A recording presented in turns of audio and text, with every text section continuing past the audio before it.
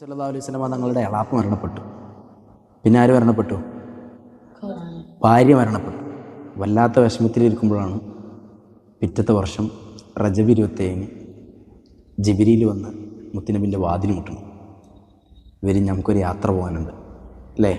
നമുക്ക് വല്ലാതെ വിഷമം വരുമ്പോൾ നമുക്കൊരു യാത്ര പോയി കഴിഞ്ഞാൽ നമുക്കൊരു റിഫ്രഷ്മെൻറ്റ് കിട്ടും, ഒരു മാനസിക സന്തോഷം കിട്ടും. ജിബ്രീൽ വന്ന് വാതിൽ മുട്ടി. പോവാം. എവിടേക്കാണ് യാത്ര? ബൈത്തുൽ മുഖദ്ദസിലേക്ക് യാത്ര പോവുക. ബുറാക്കിൽ കയറി യാത്ര പോവുക. ഇന്ന് നിലവിൽ നമുക്കുള്ള വിമാനമാർഗ്ഗമൊക്കെ യാത്രയാണെങ്കിൽ തന്നെ മണിക്കൂറുകളെത്താണ്.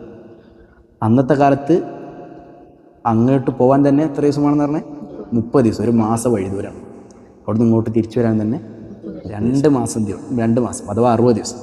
ആ വഴിദൂരമുള്ള യാത്രയാണ് റസൂലുള്ള ഒറ്റ ദിവസത്തെ രാത്രി കൊണ്ട് പോയത് അല്ലേ?